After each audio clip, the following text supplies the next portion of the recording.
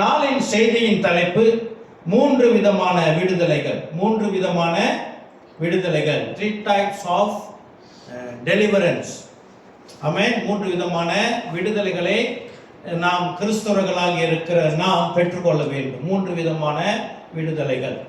ஆமென். இந்த செய்தி ஆயத்தம் பண்ணும் பொழுது முடிந்த வெள்ளிக்கிழமை நம் பைபிள் ஸ்டடியில் நாம் தியானித்த அப்போஸ்தலர் நடபடிகள் 26வது அதிகாரம் 20-21வது வசனம் என்னை ரொம்ப அதிகமாக கவர்ந்தது. அதன் அடிப்படையிலே நான் பேச ஆரம்பிக்கிறேன். இந்த நாளில் கர்த்தர் தானே நம்மோடு கூட இடைப்படுவாராக. அப்போஸ்தலர் நடபடிகள் 26வது அதிகாரம் வசனங்கள் 20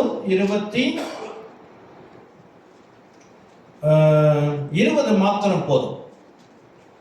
முன்பு தமஸ்குவிலும் எருசலேமிலும் யூதேயா தேசம் எங்கும் உள்ளவர்களிடத்திலும் பின்பு புறஜாதியாரிடத்திலும் நான் போய் அவர்கள் தேவனிடத்திற்கு மனம் திரும்பி குணப்படவும் மன திரும்புதலுக்கேற்ற கிரியைகளை செய்யவும் வேண்டும் என்று அறிவித்தேன். பவுல் என்ன அறிவிக்கிறார்? கிறிஸ்தவனுடைய வாழ்க்கை ஜீவம் எப்படி இருக்க வேண்டும் என்றால் மனம் திரும்புதல் இருக்க வேண்டுமா? மன திரும்புதல் மாத்திரமல்ல, மன திரும்புதலுக்கு ஏற்ற கிரியைகளும் இருக்க வேண்டுமா? ஆமென். அல்லேலூயா. நாம் ரட்சிக்கப்பட்டு இருக்கிறோம் இல்லையா? அல்லேலூயா. ரட்சிக்கப்பட்டிருக்கிறோம். இந்த ரட்சிப்பை குறித்து வேதத்துல ஒரு வசனம் தெளிவாக சுருக்கமாக சொல்லுகிறது. நாம் பெற்ற ரட்சிப்பு என்றால் என்ன என்பதை இந்த வேத வசனத்திலே ஒரே வசனத்தில் பார்க்க முடியும். லூக்கா முதல் அதிகாரம்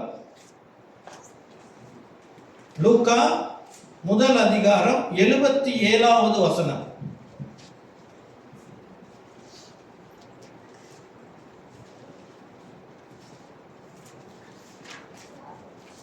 லூக்கா 1:77. நமது தேவனுடைய உருக்கமான இரக்கத்தினாலே அவருடைய ஜனத்துக்கு பாவ மன்னிப்பாகிய ரட்சிப்பை தெரியப்படுத்தவும் அவருக்கு முன்னாக நடந்து போவாய்.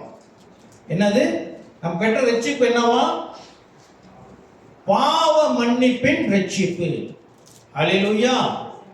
ஆக கிறிஸ்து பிரியமானவர்களே, நாம் எப்படி ரட்சிக்கப்படுகிறோம்? முதலாவது, நாம் பாவத்திற்கு மனம் வருந்துகிறவர்களாக. என்னைக்கு சுவிசேஷம் நம்மிடம் வருகிறதோ, இயேசு கிறிஸ்துவோடைய சுவிசேஷம் நம் இருதயத்துக்கு வந்த உடனே நம் இருதயம் குத்தப்பட்டவர்களாக மாறுவோம். பெந்தெகோஸ்து என்று அதுதான் நடந்தது. சுவிசேஷம் போதிக்கப்படுகிறது. 3000 பேர் என்ன செய்ய வேதவசனம் சொல்கிறது? அவர்கள் இருதயம் குத்தப்பட்டவர்களாக. இனி நாங்கள் என்ன செய்ய வேண்டும் என்று பேதுருவிடம் கேட்டார். ஆமென். அப்போதான் பேதுரு சொல்றாரு, நீங்கள் மனம் திரும்பி ஞானஸ்நானம் எடுக்க வேண்டும் என்று சொல்லுகிறார். அப்ப இயேசு கிறிஸ்துவோடைய சுவிசேஷம் வல்லமை உள்ளது. அல்லேலூயா. இயேசு கிறிஸ்துவின் நாமம் வல்லமை உள்ள நாமம். இயேசு கிறிஸ்துவின் செய்தி நமக்கு வரும் பொழுது நாம் இருதயம் குத்தப்படுகிறது. நாம் இருதயம் குத்தப்படுகிறதுனாலே என்ன செய்யப்படுகிறோம்? நாம் மனம் திரும்ப வேண்டும். எதிலிருந்து மனம் திரும்ப வேண்டும்? இந்நாள் வரை செய்திருக்கிற பாவ சுபாவம், இதிலிருந்து நாம் மனம் திரும்பும் பொழுது கர்த்தர் நம்மை மன்னிக்கிறார். நாம் ரட்சிப்பு அடைகிறோம். அல்லேலூயா.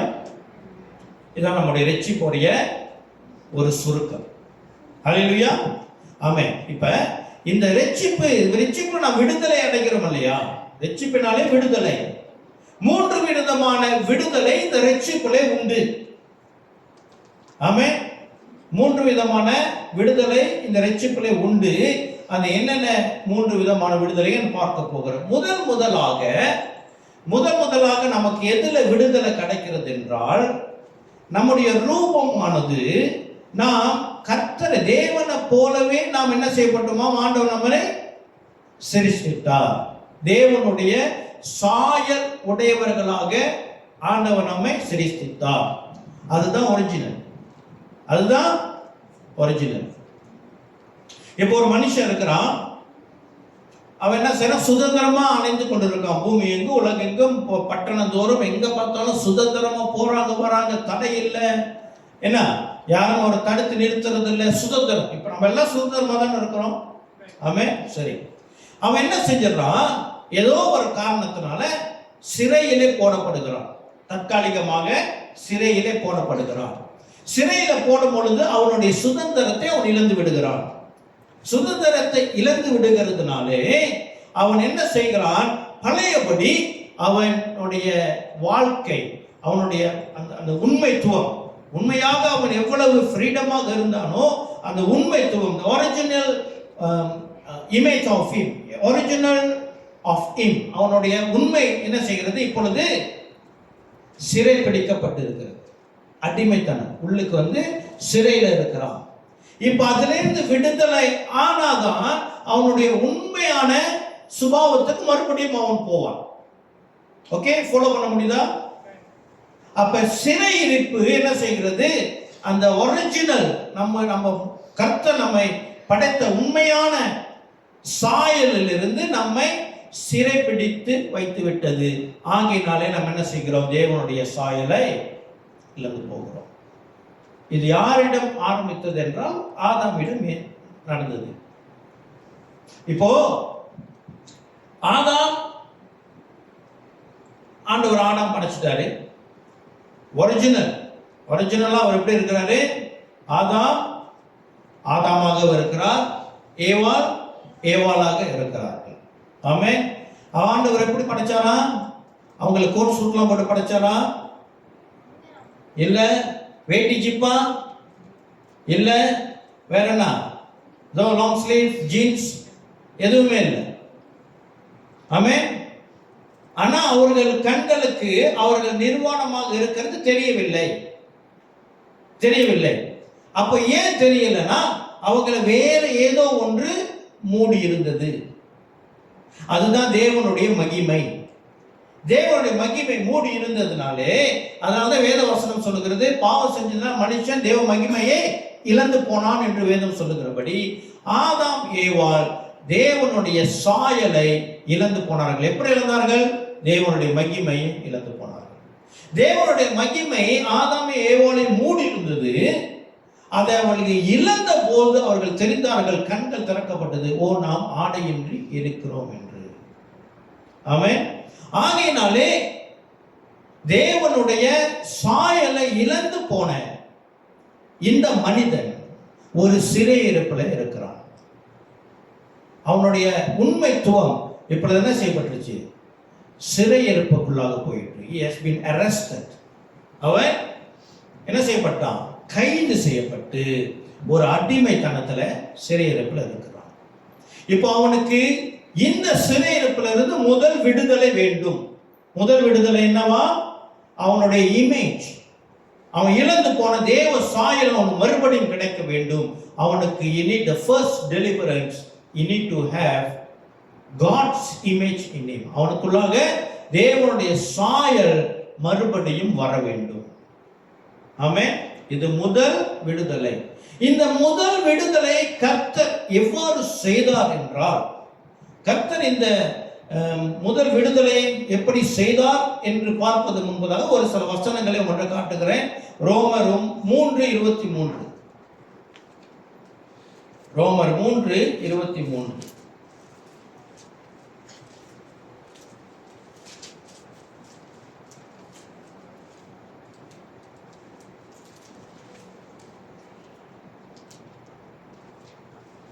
எல்லாரும் பாவம் செய்து தேவ மகிமை அற்றவர்களாகி போட்டுருது. இதுதான் நான் சொன்னேன். இது குறிச்சு கொள்றவங்க குறிச்சு கொள்ளுங்க.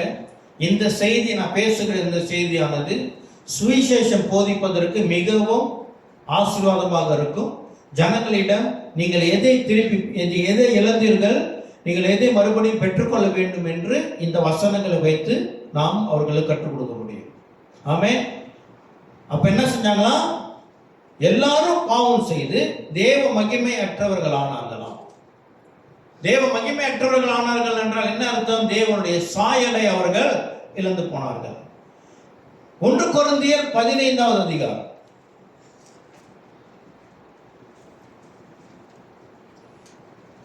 நம்ம என்ன செய்தோம்? ஆண்டவர் அவர் சாயல்ல நம்மை படைத்து, ஆதாமை படைத்து, அவருடைய மகிமையினாலே அவனை முடிசூட்டி வைத்திருந்தார். ஆனால் ஆதாம் செய்த தவறுனாலே மனித குலத்துக்கு நடந்தது என்ன? 1 கொரிந்தியர் 15:49 இவ்வாறாக சொல்லுகிறது, மேலும் மண்ணானவனுடைய சாயலை நாம் அணிந்திருக்கிறது போல.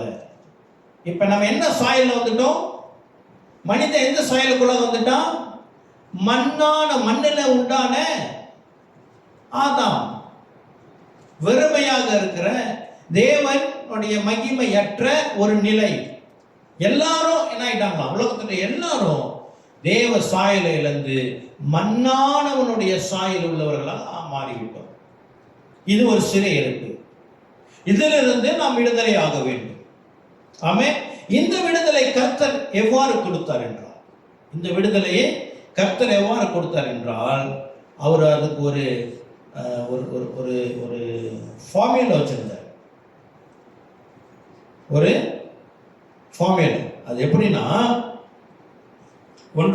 யோவான் 1:12 அவருடைய நாமத்தின் மேல், யோவான் 1:12, அவருடைய நாமத்தின் மேல் விசுவாசம் உள்ளவர்களாய் அவரை ஏற்றுக்கொண்டவர்கள் எத்தனை பேர்களோ அத்தனை பேர்களும் தேவனுடைய பிள்ளைகள் ஆகும்படி அவர்களுக்கு அதிகாரம் கொடுத்தார்.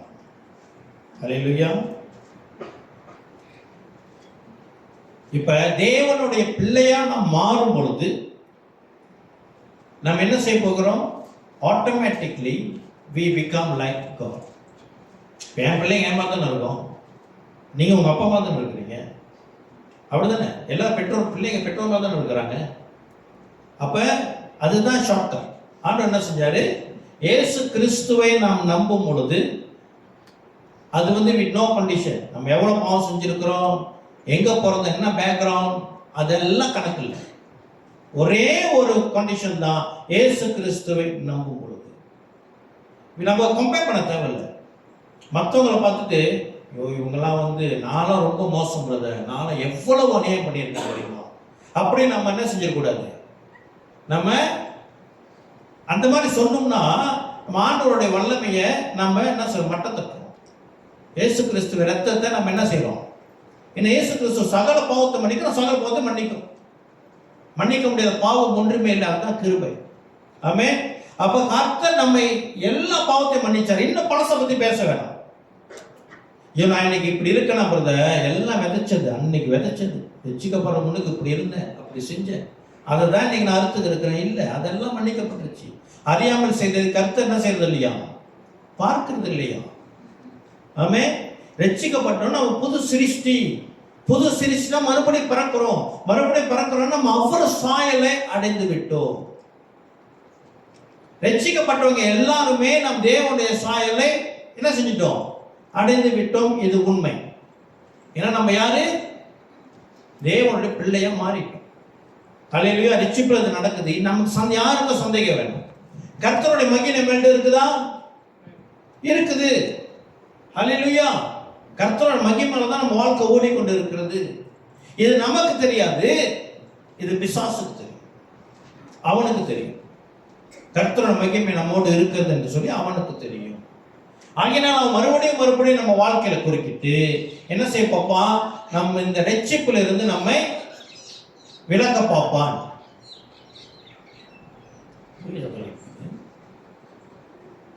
அவங்களும் பிரச்சனை கேட்கட்டும். அல்லேலூயா சொல்லுது குருவி, நீங்க சொல்லுங்களேன். அவ்வளவுதான். நான் அங்கெல்லாம் அல்லேலூயா அப்படி வேற மாதிரி இருக்கும். நான் போய் அந்த திருச்சி பக்கம் ஒரு ஊர்ல பிரசங்கம் பண்ணும்போது நான் அவங்கள்ட்ட சொன்னேன், இந்தியாவிலேருந்து தமிழ்நாட்டிலேயே பாஸ்டர்ஸ் வந்தாங்கன்னா அல்லேலூயா சொல்லுங்க, அல்லேலூயா சொல்லுங்க, அல்லேலூயா சொல்லுங்கன்னு சொல்லி எங்களை பாடாப்படுத்துவாங்க. ஆனா எங்களுக்கு தெரியாது அல்லேலூயானா எப்படி இருக்கும்னு. இங்க பார்த்தா தெரியும். அங்க ஒரு பாஸ்டர் அல்லேலூயானா அவங்க அல்லேலூயா எப்படி இருக்கு? அல்லேலூயா உண்மையிலேயே அப்படி இருக்குது. முன்னுக்கு எல்லாரும் நான் அவங்கள்ட்ட சொன்னேன், உங்க அல்லேலூயா வேற, எங்க அல்லேலூயா வேற. ஆமென். ஒரு அல்லேலூயா சொல்லுவோமா? அல்லேலூயா. கர்த்தர் நல்லவர். பரவாயில்ல, நம்ம பூர்வ மண்ணு நமக்குள்ளாக இருக்குது. ஆமென். சரி எதுல விட்டேன்? நம்ம தேவனுடைய சாயலை அடைந்தவர்களாக இருக்கும். ஆமென். கிறிஸ்து பிரியமானவர்களே, வேதத்தின்படி இது உண்மை. நம்ம வாழ்க்கை நடந்த கர்த்தரிடம் நம்ம எவ்வளவோ ஆசீர்வாதத்தை பெற்றிருக்கிறோம். ஆமென். எவ்வளவோ ஆசீர்வாதத்தை பெற்றிருக்கிறோம். அதுல முதல் ஆசீர்வாதம், தி அல்டிமேட் முதல் ஆசீர்வாதம் என்னன்னா, கிறிஸ்து பிரியமானவர்களே, தேவன் கடவுள் நம்முடைய அப்பாவாக நமக்கு கொடுக்கப்பட்டிருக்கிறார். ஹல்லேலூயா. அதுதான் ஃபர்ஸ்ட். யோவான் முதல் அதிகாரத்தை படிச்சு இருக்கிறோம். இந்த முதல் வசனத்திலேயே நீங்க வாசிச்சீங்கன்னா இதுல நம்ம கிடைக்கிற முதல் ஆசீர்வாதம் அப்பா பிள்ளை என்ற உறவு. அதுக்கப்புறம் தான் யோவானை இன்னும் அதுக்கப்புறம் தான் கடந்து போகிற எல்லா ஆசீர்வாதத்தையும் நம்ம சேர்ந்து கொடுக்கிறோம். முதல் ஆசீர்வாதத்தை நம்ம என்ன ஆகிறோம்? அவருடைய பிள்ளையா மாறுகிறோம். ஆமென். கிறிஸ்து பிரியமான இந்த ரகசியம் பழைய ஏற்பாட்டிலே யூதர்களுக்கும் மறைக்கப்பட்டிருந்தது. யூதர்களுக்கும் மறைக்கப்பட்டிருந்தது. ஒரு 6-7 இடத்துல, மேபி 5-6 இடத்துல தேவன் தன்னை பிதாவாக காட்டுகிறார். பழைய ஏற்பாட்டில் இருக்குது, எக்ஸோடஸ்ல இருக்குது, டியூட்ரோனமில இருக்குது, இடத்துலலாம் இருக்குது. உண்மைதான். மலாக்கியில இருக்குது. ஆனால் அது என்னது? அவர் எப்பொழுதும் இருக்கிறவராகவே இருக்கிறவர், நேற்றும் இன்றும் என்றும் மாறாதவர். அப்பா என்றவர் அவர் எப்பொழுதுமே அப்பா தான். அந்த ஜனங்களிடம் அவர் அப்பா என்று காட்டுகிறார். ஆனால் அந்த ஜனங்களிடம் அப்பா என்ற உறவை அவர் ஸ்தாபிக்கவில்லை. பழைய ஏற்பாட்டிலே அவர் இஸ்ரவேல் ஜனங்களுக்கு தேவனாக இருந்தார், உண்மை. அவர்களை ரட்சிக்கிறவராக இருந்தார். என்னது? இந்த நாட்டு சுற்றி இருக்கிற பகையிலிருந்து அவர்களை காக்கிறவராக இருந்தார், போஷிக்கிறவராக இருந்தார், சுகம் கொடுக்கிறவராக இருந்தார், எல்லாம் இருந்தார், உண்மைதான். ஆனால் அப்பா பிள்ளை என்ற உறவு இல்லாதிருந்தது. ஆமென். ஹல்லேலூயா. இதை புதிய ஏற்பாட்டிலே கர்த்தராகிய இயேசு கிறிஸ்து உலகத்துக்கு அவர் வெளிப்படுத்தி இந்த உறவை நமக்கு ஸ்தாபித்தார். ஆமென். ஆக கிறிஸ்து பிரியமானவர்களே, தேவன் ஏன் இதை செய்தார் என்றால், பழைய ஏற்பாட்டிலே கர்த்தரை புரிந்து கொள்வதற்கு, தேவனை குறித்து அறிந்து கொள்வதற்கு மிகவும் கடினமாக இருந்தது. ஏனென்றால் வேதமானது எல்லார் கையில் இன்னைக்கு இருக்கிற மாதிரி இல்லை. ஒரு குறிப்பிட்ட ஜனங்களுக்கு மட்டும்தான் அவரை யாருன்னு வெளிப்படுத்தினார். ஒரு இடத்துல எட்டன்ஸ்ல போய் அன்னோன் காட்னு இருக்குது. ஒருவேளை அவங்க இந்த தேவனுடைய வல்லமையை பார்க்கிறவர்களாக இருக்கலாம், உணர்கிறவர்களாக இருக்கலாம். பட் உங்களுக்கு தெரியல யார் இந்த கடவுள் என்று தெரியல. லிமிட்டட். அவங்க எகிப்துல இருக்கும்போது 400 வருஷம் அவங்க அடிமைத்தனத்தில் இருக்கும்போது அவங்களுக்கு தெரியாது நம்ம தேவன் யார் என்று. தேவனுடைய வல்லமையை வெளிப்படுத்துவதற்கு தான் அவர் எல்லா வாதைகளும் கொடுத்து, எனக்கு இந்த வல்லமை இருக்கு, இந்த வல்லமை இருக்குன்னு சொல்லி தன்னை வெளிப்படுத்தினார். இப்ப புதிய ஏற்பாடு வந்ததுக்கு அப்புறம் அவருடைய முழு சுபாவத்தை ஒரு வார்த்தையில அடக்கி நமக்கு வெளிப்படுத்தி விட்டார். என்ன? அப்பா, அப்பா பிதா. ஆமென். இதுல நம் தேவனை இன்னைக்கு யாரும் சொல்ல முடியாது, இந்த தேவனை நான் அறிஞ்சு கொள்ள முடியலையே. நோ. ஏன்னா அவர் எப்படி சிம்பிளிஃபை பண்ணிட்டாரு. நம்முடைய அப்பா எல்லாத்துக்கும் அப்பா இருக்கு தானே, எல்லாத்துக்கும் அப்பா இருக்குது. ஒருவேளை சில பிள்ளைகளுக்கு சிறு வயசுலேயே அப்பா இறந்து போயிருப்பாங்க, அதனால அப்பாவோட தன்மை என்ன தெரியாதுன்னு இருக்க முடியாது. அவங்க சொல்லுவாங்க, எங்க அப்பா இருந்தா அப்படி இருந்திருக்குமே, அப்பா இருந்தா எப்படி நடந்திருக்குமே அப்படி சொல்லுகிறவங்களும் உண்டு. அப்ப என்னன்னா அப்பா இருந்தா என்ன செய்வான்னு தெரியும். ஆமென். ஹல்லேலூயா. அப்ப கிறிஸ்து பிரியமானவர்களே, நானு ஊர்ல இருக்கும் போது எங்க மாமா, எங்க அம்மாவோட தம்பி, அவர் கொஞ்சம் மொட்டத்தனமா இருக்கிறவர். டேய் நீ ஆர்சியா ஹல்லேலூயா அப்படின்னாரு. நீ ரோமன் கத்தோலிக் ஹல்லேலூயா. நான் ஹல்லேலூயா தான் மாமா. ஆமாண்டா நீங்களாம் அப்படிதான் பேசுவீங்க, நான் அப்படி இல்லை. நான் போகும்போது முஸ்லீம்காரன் நாங்கள் கூப்பிடுவோம் மசூதிக்கு, நான் போவேன். இவன் எனக்கு இதுக்கு கூப்பிடுவான், கோயிலுக்கு நான் போவேன், எல்லாத்துக்கும் போவேன், எனக்கு ஒன்றும் பிரச்சனை இல்லை. இப்போ நான் அப்படி சொன்னேன்.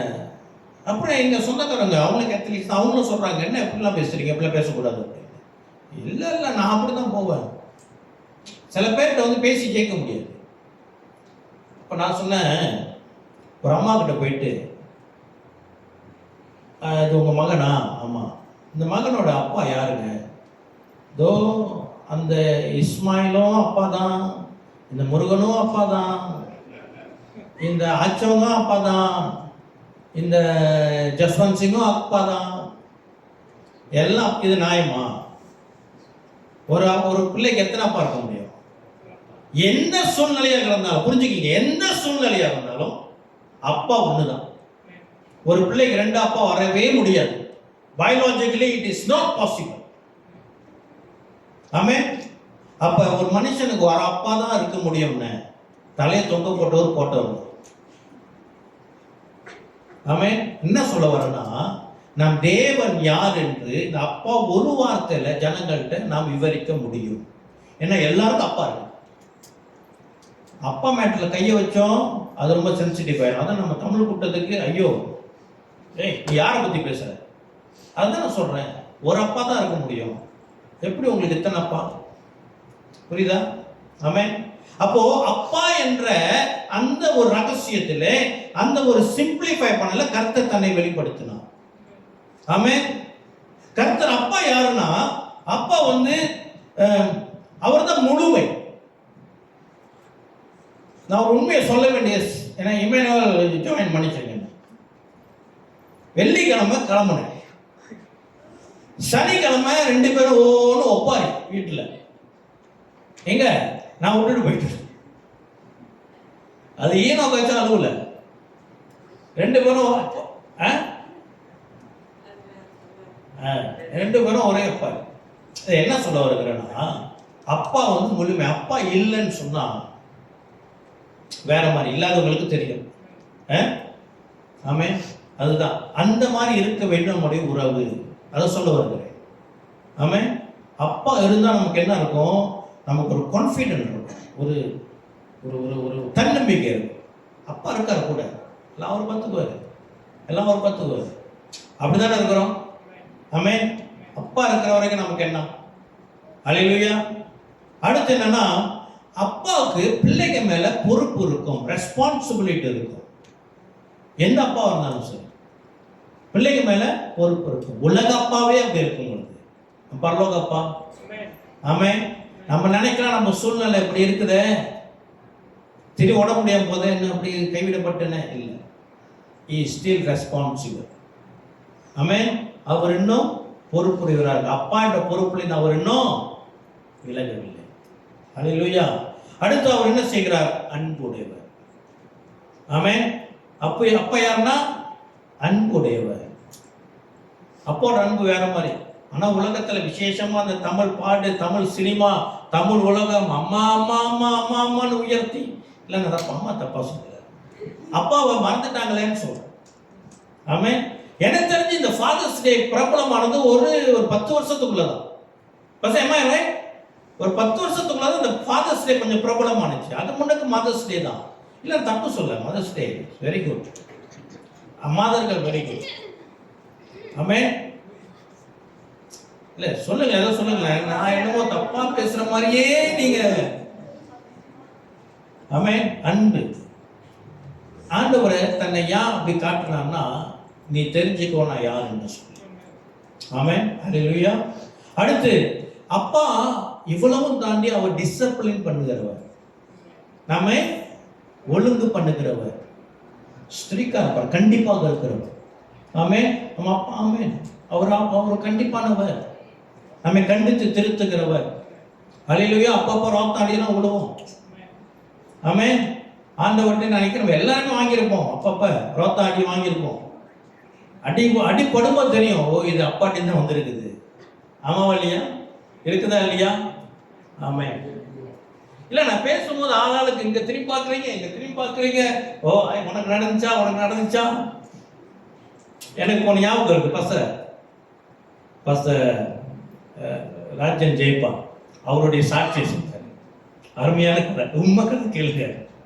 நான் யோசிச்சுக்கிட்டு இருந்தேன், இது எப்பயாச்சும் அவர்கிட்ட அனுமதி கேட்டேன். பிரசங்கத்தில் பாய்ப்பேன், தாராளமாக பாய்ங்க. இவங்க சாமியாடி கிராமமே சாமியாடி கிராமம். இதுல அவருடைய சித்தப்பாவோ பெரியப்பா மாதிரி ரசிக்கப்பட்டார். இவரும் ரொம்ப ஒரு கடுமையான நோய்க்குள்ளாக போய் ஆண்டவர் அப்படியே 1 to 1 நேரம் சுகத்தை கொடுத்தாரு. அந்த மாதிரி ரசிக்கப்பட்டு அப்புறம் அவங்க சித்தப்பா நினைக்கிறேன், அவங்க எல்லாம் கட்டி போட்டாங்களாம், ரூம்ல போட்டு சாப்பாடு கொடுக்காம இருந்தாங்களாம். என்னதான் இருந்தாலும் அவங்க அப்பா டே என் மகன் தாண்டா அவனை கொஞ்சம் விடுங்கடா அப்படின்னு சொல்லி போயிட்டு கொஞ்சம் ரூமில் போயிட்டு கட்டெல்லாம் அவுத்து சாப்பாடெல்லாம் கொடுத்து அவர் அதுக்கப்புறம் 40 நாள் உபவாசம் போட்டார். உபவாசம் போட்டு இந்த குடும்பம் ரட்சிக்கப்படணும்னு சொல்லிட்டு எல்லாம் ரட்சிக்கப்பட்டாங்க. ரட்சிக்கப்பட்டு அங்கே ஒரு பாஸ்டர் வந்தார். பாஸ்டர் சபையில் எல்லாம் கொஞ்சம் கிராமத்தால் தான் வச்சுக்கிங்களேன். பாஸ்டர் பிரசங்கம் பண்ணியிருக்கும் போது பாஸ்டர் சொல்கிறார்ல, நீங்கள் இப்படி செய்யக்கூடாது, இப்படி செய்யணும். அங்கேயிருந்து ஒருத்தர் சொல்கிறார், சின்னசாமி ஒன்னதாண்டா சொல்றாரு பாஸ்டர் கேட்டுக்க அப்படின்னு. இவர் கேட்டுக்கிட்டே இருப்பாராம். யாரு? சின்னசாமி கேட்டுக்கிட்டே இருப்பாராம். கொஞ்ச நேரம் சென்று ராமசாமி ஒன்னதாண்டா சொல்றாரு, உனக்கு தான் அந்த பிரசவம் சேர்ச்சி ஆராதனை நடக்குமா அது. அப்புறம் இந்த சின்னசாமி இவ்வளவு சத்தம் போட்டு இருக்காரு இல்லையா, சின்னசாமியை பத்தி ஒரு மேட்டர் வெளியே வருமா. அங்கிருந்து இல்ல பெரியசாமி, பெரியசாமி உன்னை பத்தி தான் கேட்டார். இப்படியே ஓடுனுச்சாங்க. அவன் அப்பாசம் சொல்லுவாராம், ஆண்டவரே உங்களை கட்டிக்கிட்டு மாரடிக்கிறது ஏன்டா நீங்களா ரசிக்கப்பட்டீங்க, ஏன்டா அப்படி இருக்கிறீங்க சொல்லி அந்த கஷ்டத்துல அந்த ஒரு சூழ்நிலையில் அறியாம ஜனங்க புதுசாக ரசிக்கப்பட்டு வந்துட்டாங்க இல்லையா, அவங்கள கட்டி எழுப்புற சூழ்நிலையில தான் இவரை ஊழியக்காரர் ஆண்டவர் எழுப்பினார்.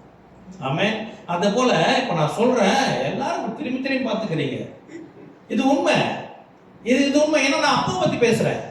அப்பா பத்தி பேசினா ரொம்ப டைரக்டா நம்ம ஆண்டவரோட கனெக்ட் பண்ண முடியும். ஆமென். அவ்வளவு சிம்பிளிஃபை பண்றார் ஆண்டவர். மறைச்சு வைக்கல, ஒளிச்சு வைக்கல. அதனால சொல்றேன், நம் தேவனை நம்ம இந்த நாட்கள்ல புதிய ஏற்பாட்டிலே நம்மை தேவனை அறியாதவர்கள் என்று சொல்ல முடியாது. ஏன்னா அவர் அழகா சுருக்கி கச்சிதமா நம்ம கையில் வந்து கொடுத்துட்டார். அல்லேலூயா. அப்புறம் அப்பா கூட இருக்கும்போது நமக்கு எவ்வளவு சப்போர்ட்டா இருப்பார், பக்க பலமாக இருக்கிறவர் அப்பா. ஆமென். கர்த்தர் இருப்பார். அல்லேலூயா. அவர் சித்தத்தின்படி நம் வாழ்க்கையை நடத்தும் பொழுது அவர் கூட நிற்பார். அது உண்மை. ஆமென். நாம் கைவிட மாட்டோம். அவர் உன்னை கைவிடுவதும் இல்லை, உன்னை விட்டு விலகுவதும் இல்லை. அல்லேலூயா. ஆமென். அப்புறம் அவர் நமக்கு என்னவா மிக முக்கியமானது, அவர் நமக்கு ஒரு ரோல் மாடலாக இருப்பார். இப்படி செய்யும் பொழுது இந்த முதல் விடுதலையானது நம்மை என்னவோ மாற்றுகிறது. மறுபடியும் பிறக்கிறோம், அப்பா என்ற உறவு கிடைக்கிறது, அவர் பிள்ளையா மாறுறோம். ரோமர் 8:29 நான் அடிக்கடி வாசிக்கிற இந்த வாசனை, அதுக்கு நம்ம எல்லாம் இந்த மனப்பாடம் பண்ணா நல்லது. 8:29 தம்முடைய குமாரன் அநேக சகோதரருக்குள்ளே முதல் பேரானவராய் இருக்கும் பொருட்டு தேவன் எவர்களை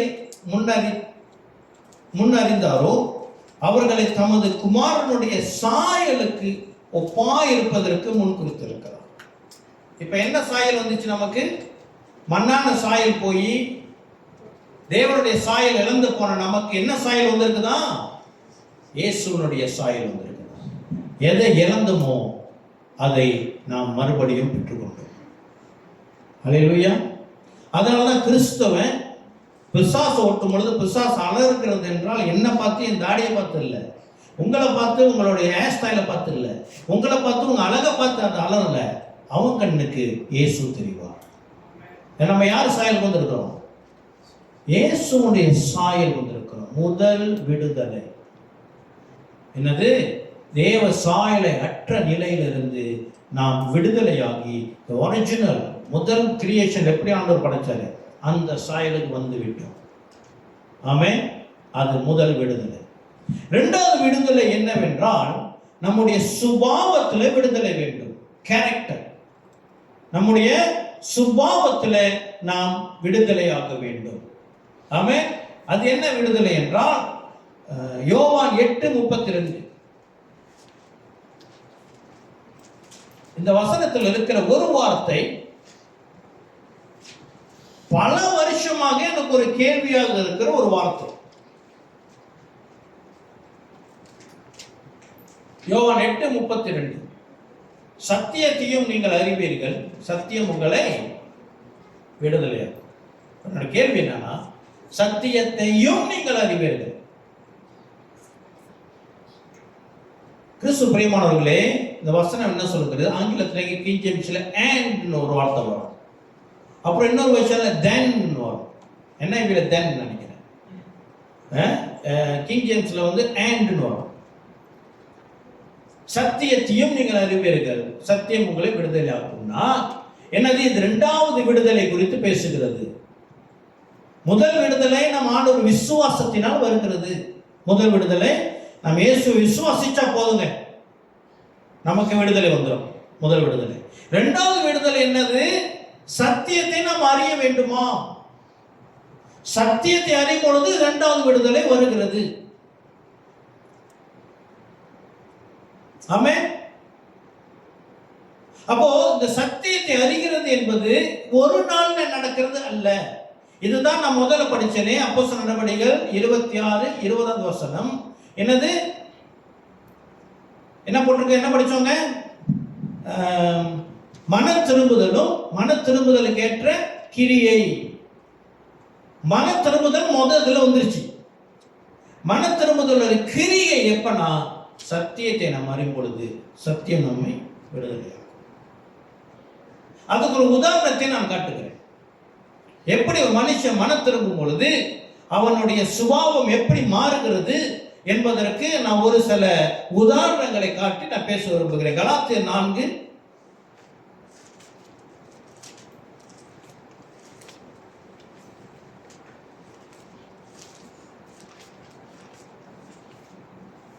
கலாத்தியர் 4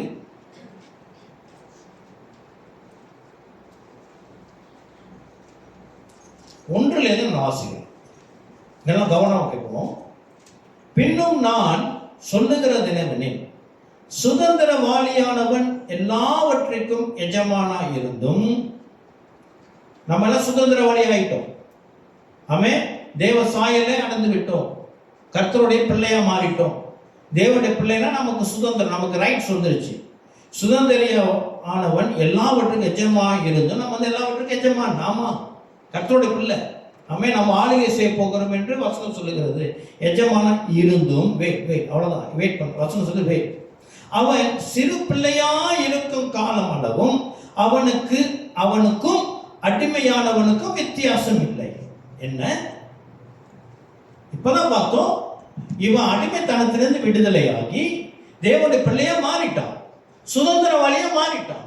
ஆனா அவன் சிறு பிள்ளையா இருக்கிற வரைக்கும் அடிமைத்தனத்திற்கும் சுதந்திரவாளிக்கும் வித்தியாசம் இல்லையா? அப்படிதான் சொல்லுது வசனம். இப்ப என்னன்னா, ஒரு மனுஷன் ரட்சிக்கப்பட்டு தேவ சாயல் அடைஞ்சிட்டான். அடைஞ்ச உடனே மறுபடியும் பிறக்கிறான், சிறு பிள்ளை. அவன் இன்னும் சுதந்திரவாளியாக மாறவில்லை. அவன் என்ன செய்ய வேண்டுமா? வளர வேண்டுமா? எப்படி வளர வேண்டும்? சத்தியத்திலே வளர வேண்டும். ஆமென். தகப்பன் குறித்த காலம் வரைக்கும் அவன் காரியக்காரனுக்கும் வீட்டு விசாரணைக்காரனுக்கும் கீழ்பட்டு இருக்கிறான். ஆமென். அப்புறம் அப்படியே படிச்சுட்டு வந்தோம்னா 8வது வசனம் இங்க அந்த வித்தியாசத்தை காட்டுறாரு. பவுல் வித்தியாசத்தை காட்டுறாரு. நீங்கள் தேவனை அறியாமல் இருந்த போது சுபாவத்தின்படி தேவர்கள் அல்லாதவர்களுக்கு அடிமையாக இருந்தீர்கள். அவர் வந்து வித்தியாசப்படுத்தி காட்டுறாரு.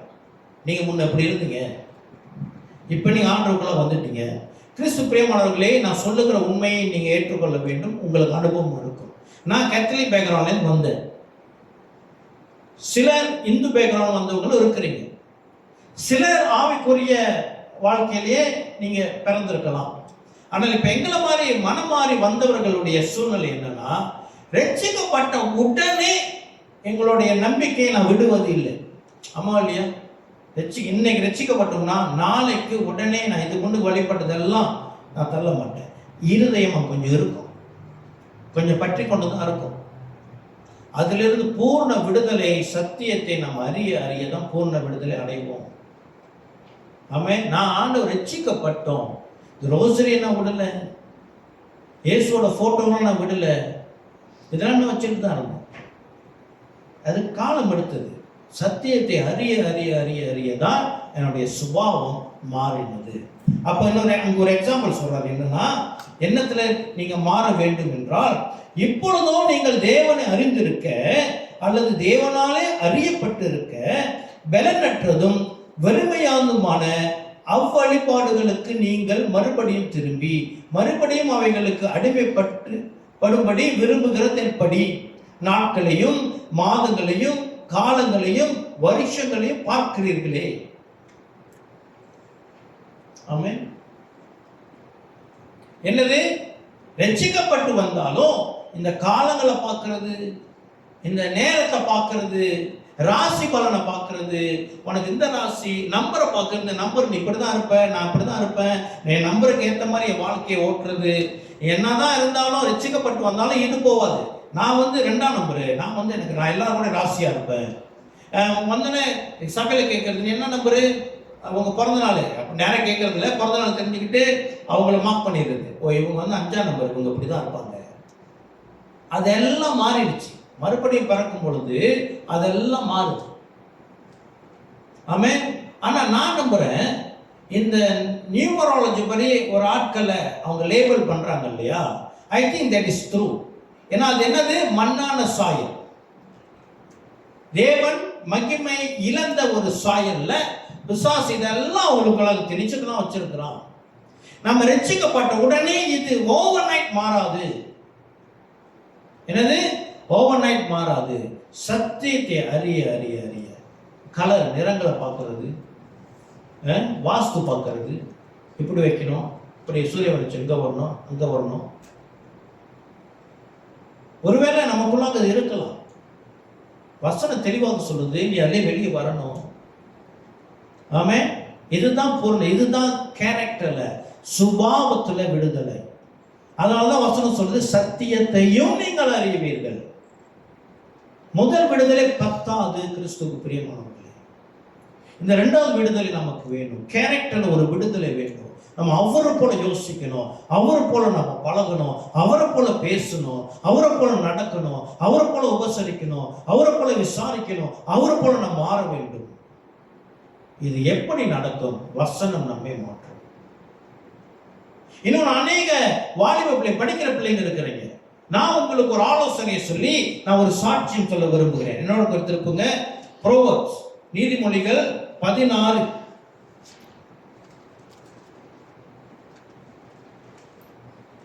இந்த கேரக்டர் சேஞ்சில் ஒரு ஆசீர்வாதம் இருக்குது. விசேஷமாக பிள்ளைகளுக்கு இது பெரிய ஆசீர்வாதம். 16, நீதிமொழிகள் 16.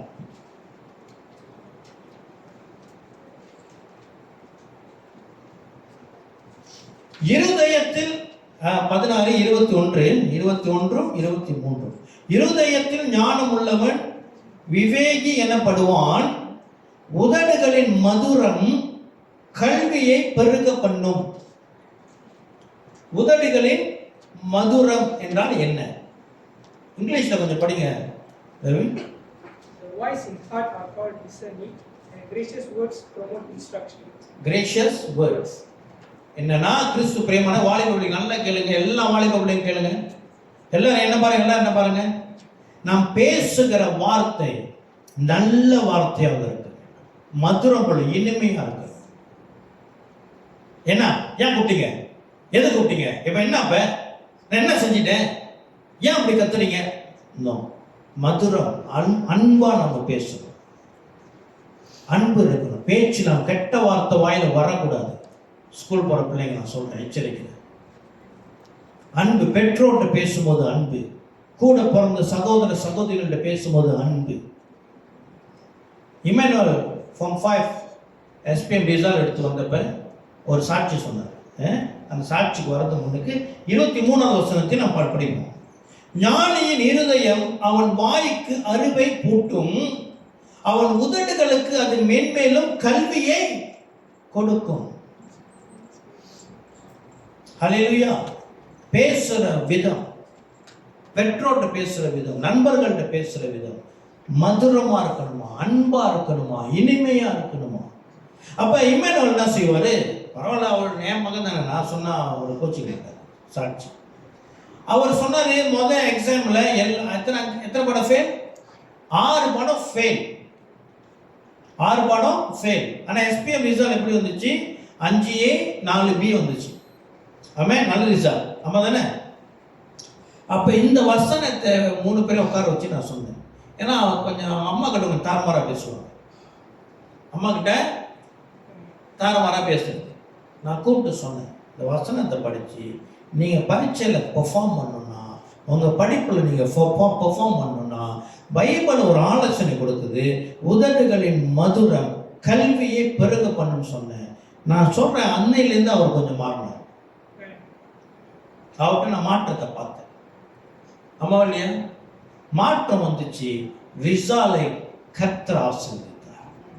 ஹல்லேலூயா. இதுதான் கேரக்டர் சேஞ்ச். இதுதான் சத்தியத்தையும் நீங்கள் அறிவீர்கள், சத்தியம் உங்களை விடுதலையாக்கும். ஹல்லேலூயா. ஆமென். எத்தனை பேர் சொல்றீங்க எனக்கு ஆசீர்வாதமா இருக்குது? ஆமென். இந்த மாதிரி ஏகப்பட்ட காரியங்கள் வேதத்தில் இருக்கு. அதனால தான் நம்ம சொல்றோம், வேதத்தை படிங்க படிங்க படிங்க, ஆழமா போங்க. நம்ம மாறணும், கேரக்டர் மாறணும். ஹல்லேலூயா. மூன்றாவது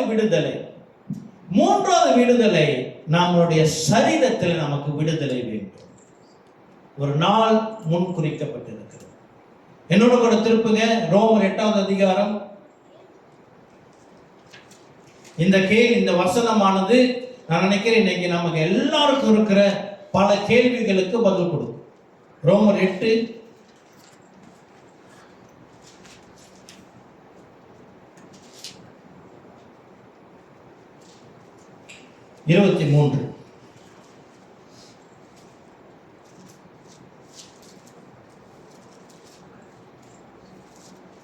ரோமர் 8:23. அதுவும் அல்லாமல் ஆவியின் முதல் பலன்களை பெற்ற நாமும் கூட.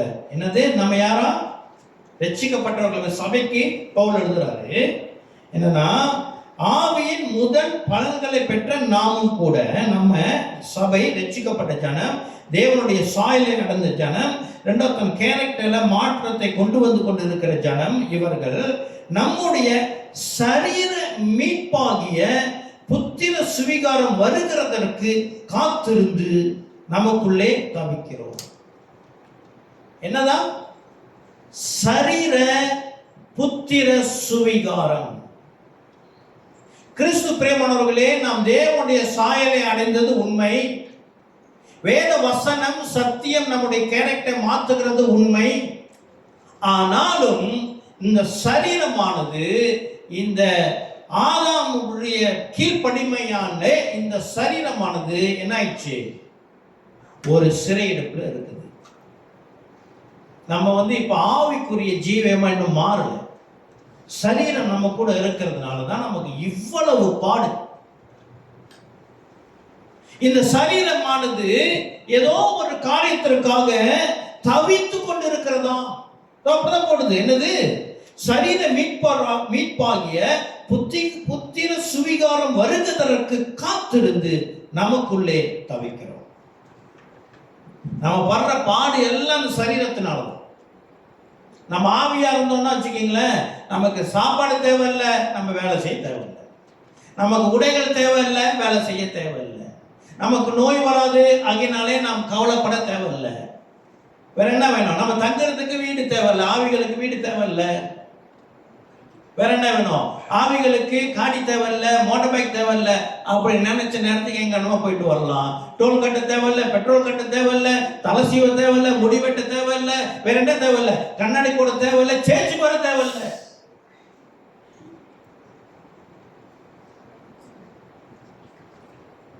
ஒன்றே கர்த்தருடைய வருகையில நம்ம மறுரூபமாக்கப்படுகிறோம், அல்லது நான் மண்ணோட மண்ணா போகிற வரைக்கும் இந்த பாடுகள் நம்ம கூட இருக்கும். இதை தவிர்க்க முடியாது. நோய் வருமா? நல்ல கிறிஸ்தவனுக்கு நோய் வருமா? வரும்.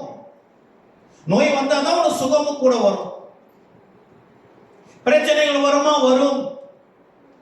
யாராச்சும் ஒரு ஆள் சொல்ல முடியுமா, ஓ எனக்கு பிரச்சனை இல்லாம இருக்கிறேன்? இங்கதான் என்னவா, இங்க பாருங்க, இந்த வசனம் ரொம்ப முக்கியமான வசனம். நாமும் கூட நம்முடைய சரீர மீட்பாகிய புத்திர சுவிகாரம் வருகிறதற்கு காத்திருந்து நமக்குள்ளே தவிக்கிறோம். இப்ப இந்த சரீரம் என்னதான் தவித்து கொண்டு இருக்கிறதா? சரீரத்தோடு இணைஞ்சிருக்கிற ஆத்மாவும் சேர்ந்து தவித்து கொண்டு இருக்கிறது. இதுக்கு ஒரு முடிவு வேண்டும் என்று அது தவித்து கொண்டு இருக்கிறது. ஆனால் உலகத்திலே ஒரு போதனை புதிதாக சொல்லுகிறது, நீ சாவ மாட்டாய். சாவாமை என்ற போதனை இந்த உலகத்தில் இங்கு கிளைங்களே தலைவிரிச்சாடுது. ஆமா தானே?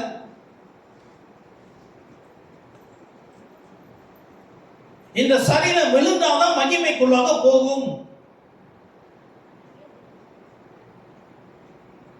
என்னதான் பெர்ஃபியூம்லாம் அடிச்சு ஒரு நாள் குளிக்காம இருந்து பார்ப்போம், இதுல சாகாம இருக்க போதும் அந்த உடம்பு. என்ன சொல்றீங்க? அல்லேலூயா. அது கிறிஸ்து பிரியமானவர்களே, நமக்கு மூன்றாவது விடுதலை, மூன்றாவது டெலிவரன்ஸ் நம்முடைய சரீரத்திற்கு உண்டு. அது ஏற்ற வேளையில கர்த்தர் நமக்கு கொடுப்பார். ஆமென். ஆகையினாலே நம்முடைய பாடுகளுக்கு ஒருவேளை நம் ஆயுசு முடிகிற வரைக்கும் விடுதலை இல்லாம இருக்கலாம். கர்த்தருக்கு ஸ்தோத்திரம். முதல் 2 விடுதலை இருக்கு இல்லையா, 3வது விடுதலை ஏற்ற வேளை கர்த்தர் கொடுப்பார். கர்த்தர் வரையிலே நாம் மறுரூபமாக்கப்படுவோம். ஆமென். மரித்து நம்ம சரீரம், ஒருவேளை கர்த்தர் வருவதற்கு முன்பதாக ஒரு கிறிஸ்தவன் மரித்து அடக்கம் செய்யப்பட்டாலும் அவனுடைய சரீரமும் என்ன செய்யப்படுமா? மறுரூபமாக்கப்படுமா. இந்த மறுரூபத்துக்காக நம்முடைய சரீரம், நம் ஆத்தும் என்ன செய்து கொண்டிருக்கிறது? ஏங்கி கொண்டிருக்கிறது. அல்லேலூயா. ஆக நம் வாழ்க்கையில கடந்து போகிற பாடுகளை குறித்து நம்ம என்ன செய்யணும்? ஆண்டவர்கிட்ட தான் போகணும், அவர்கிட்ட தான் கேட்கணும். ஆண்டவரே, ஏதோ இந்த சரீரம் அப்படியாக இருக்கிறது, நீங்க உதவி செய்யுங்க, நீங்க வழி நடத்துங்க, நீங்க ஞானத்தை கொடுங்க. கர்த்தர ஞானத்தை கேட்போம். சரீரத்தை பாதுகாப்பதற்கும் நம் பாடுகளில் இருந்து நாம் கடந்து போகிற ஒவ்வொரு பிரச்சனைகள், ஒவ்வொரு துன்பங்கள், ஒவ்வொரு சேலஞ்சஸ், சவாலில் இருந்து நம்மை இதெல்லாம் இருக்கும். இல்லை இருந்து யாரும் சொல்ல முடியாது. we don't give empty promises. இதெல்லாம் இருக்குமா? இருக்கும். ஒரு நிலநடுக்கத்துல 1000 பேர் செத்தாங்கன்னா அதுல ஒரு பாஸ்டர், ஒரு கிறிஸ்தவ குடும்பம் செத்துச்சுன்னா yes, it will be. ஆமென். இது உண்டு. தொடர்ந்து படிக்கிறேன். அது கொஞ்சம் நல்ல காரியங்கள் அங்க இருக்குது. அந்த வசனம் 23 படிச்சேன் இல்லையா, 24 படிக்கிறேன். அந்த நம்பிக்கையினாலே நாம் ரட்சிக்கப்பட்டிருக்கிறோம். என்ன? இதுதான் நம்ம நம்பிக்கை. ஒரு நாள் என்னோட சரீரம் மறுரூபமாக்கப்படும். இதுதான் நம்ம ரட்சிப்பு, நம்ம கொடுக்கப்பட்ட வாக்குத்தத்தம். என்னது? உடனே ரட்சிக்கப்பட்ட உடனே பிரச்சனை நீங்குது அப்படி சொல்லல. என்னது? ஒரு ஏற்ற காலத்திற்காக நமக்கு விடுதலை உண்டு. ரட்சிப்பினுடைய வாக்குத்தத்தம். எஸ், உன்னுடைய சரீரம் விடுதலையாக்கப்படும். ஆனா நீ காத்திருக்கணும். ஆமென். அடுத்து, காணப்படுகிறதை நம்புகிறது நம்பிக்கை அல்ல, ஒருவன் தான் காண்கிறதை நம்ப வேண்டுவது என்ன? நம்ம நம்பிக்கை எப்படி இல்லையா?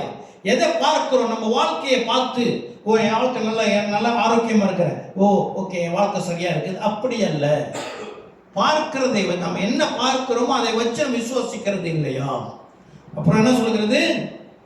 நாம் காணாததை நம்பினோமாகில் அது வருகிறதற்கு பொறுமையோட காத்தோம். ஒரு நம்பிக்கை இருக்கு நமக்கு. கிறிஸ்து பிரியமானவர்களே, நமக்கு பரலோகம் உண்டு. கர்த்தரை நாம் தரிசிப்போம். ஹல்லேலூயா. ஆட்டுக்குட்டியான திருமண விருந்துல நாம் இருப்போம். மனவாட்டி நாம் கர்த்தராகிய இயேசு கிறிஸ்துவை மணந்து கொள்வோம். இப்ப இருக்கிற பாடு வரப்போகிற மகிமைக்கு ஈடு அல்ல. மேலான மகிமை காத்து கொண்டிருக்கிறது. அது மறைவாக வைக்கப்பட்டிருக்கிறது. ஆனால் அது வரும். நாம் பொறுமையோடு காத்திருக்கிறோம். அந்தபடியே ஆவியானவரும் நமது பலவீனங்களில் நமக்கு உதவி செய்கிறார். அல்லேலூயா. இவ்வளவு பலவீனத்தை கடந்து போறோம்ல, இதுல ஆண்டவர் சும்மா இல்லைங்க. ஆவியானவர் என்ன செய்கிறார்? உதவி செய்கிறார். அதனால்தான் அவர் என்னது? துணையாளர். இஸ் அவர் ஹெல்ப் இங்கிலீஷ்ல சொல்லப்படுது. நமக்கு ஆவியானவர் உதவி செய்து நாம் ஏற்றபடி வேண்டிக் கொள்ள வேண்டியது என்னதென்று அறியாமல் இருக்கிறபடியால் ஆவியானவர் தாமே வாக்கு கடங்காத பெருமூச்சுகளோடு நமக்காக வேண்டுதல் செய்கிறார். இதுதான் ஆவியானவர் நமக்காக செய்கிற, நம்மோடு கூட இணைந்து இருக்கிற முகாம். ஆக முதல் விடுதலை, நாம் இழந்து போனதை நாம் பெற்றுக்கொண்டோம், தேவ சாயலை பெற்றுக்கொண்டோம். இரண்டாவது விடுதலை, நம்முடைய சுபாவ விடுதலை அது கிராஜுவலி அது மாறும், அது படிப்படியாக மாறும். மூன்றாவது விடுதலை, நம் சரீரத்தில் விடுதலை நமக்காக காத்து கொண்டிருக்கிறது. இதுதான் நம்முடைய கிறிஸ்தவ விசுவாசத்தின் முழுமை. ஆக மறுபடியும் முதல் வசனத்துக்கு இப்போ போவோம். இவ்வளவு கேட்டு இப்ப அப்போஸ்தலர் நடபடிகள் 26 அதோட கூட முடிக்க போகிறேன். 26 20 வசனத்தை நான் வாசிக்கிறேன். இந்த இரண்டாவது பகுதி. அவர்கள் தேவனிடத்திற்கு மனம் திரும்பி குணப்படவும் மன திரும்புதலுக்கேற்ற கிரியைகளை செய்யவும் வேண்டும் என்று அறிவித்து. ஆமென். இங்க பவுல் முதல் விடுதலைக்கு ஒரு ஃபார்முலா கொடுத்தார், மன திரும்பணும். இரண்டாவது விடுதலை, கேரக்டர் விடுதலைக்கு சொல்லிட்டார். என்ன சொன்னாரு? மன திரும்புதலில் கிரியை இருக்க வேண்டும். அது எப்படின்னா நம்ம கேரக்டர் சேஞ்ச், நம்முடைய சுபாவம் மாறுதல். கோபப்படுகிறவர்கள் இனி கோபப்படக்கூடாது, கெட்ட வார்த்தை பேசுகிறவர்கள் இனி பேசக்கூடாது, திருடுகிறவர்கள் இனி திருடக்கூடாது, கடுன்னு இடிஞ்சு அப்படியே எரிஞ்சு விழுகிறவங்க இனி அன்பாய் பேச வேண்டும். இதெல்லாம் கிரியைகள். மூன்றாவதுக்கு அவர் ஃபார்முலா கொடுக்கல, அதுக்கு நாம பொறுத்து காத்திருக்கணும். அது ஆண்டவர் மத்திய வானத்தில் வரும்போது நம்ம கொண்டு வந்து கொடுப்பார். அதுதான் நம்முடைய நம்பிக்கை. ஆகினால்தான் 1 தெசலோனிக்கர் 4:18 வருகை குறித்து பேசும் பொழுது ஆண்டவர் பவுல் சொல்றார், இதை சொல்லி ஒருவருக்கு ஒருவர் தேற்றுங்கள் அப்படின்றார். இதுதான் நம்ம நம்பிக்கை. அப்படியே இருந்த இடத்துல கண்களை மூடி நல்ல ஆண்டவரை, கர்த்தர் எங்களுக்கு நியமித்து வைத்திருக்கிற இந்த சரீர மீட்பின் நாளுக்காய் நாங்கள் ஏங்குகிறோம். தகப்பனே, இதோ எங்களுடைய வாழ்க்கையிலே கர்த்தர் எங்களுக்கு ரட்சிப்பு கொடுத்து, இதோ பிள்ளை என்ற ஒரு அதிகாரத்தை எங்களுக்கு கொடுத்து, கர்த்தருடைய சாயலையும் எங்களுக்கு கொடுத்து, எங்களுடைய சுபாவம் முழுமையாக மாறுவதற்கு வேதத்தையும் எழுதி கொடுத்து, இந்த சரீரத்திலிருந்து நாங்கள் விடுதலையாக ஒரு நாளை கர்த்தர் முன்குறித்து வைத்ததுக்காக நன்றி செலுத்துகிறோம். இது அப்போஸ்தலர் நடபடிகள் 26:20 வசனத்தின்படி எங்களுடைய வாழ்க்கை மன திரும்புதல் ஏற்ற கிரியையும் இருக்கத்தக்க இந்த நாளில் கர்த்தர் எங்களிடம் இடைப்பட்டு பரிசுத்த ஆவியானவர் எங்களை இந்த சத்தியத்துக்குள்ளாக நடத்தி எங்களுடைய சுபாவம் மாறத்தக்க கர்த்தர் எங்களை மாற்றுகிறார். கர்த்தர் அன்புக்கு நன்றி, இந்த நாளில் நம்முடைய வார்த்தைக்கு நன்றி.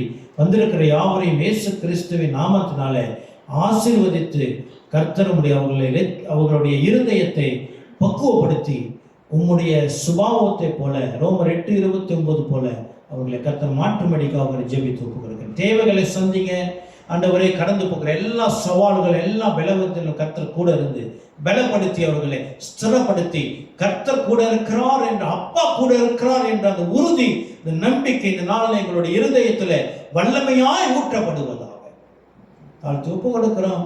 இயேசு கிறிஸ்துவின் நாமத்தினாலே ஜெபிக்கிறோம் ஜீவனுள்ள நல்ல அப்பாவே. ஆமென், ஆமென், ஆமென்.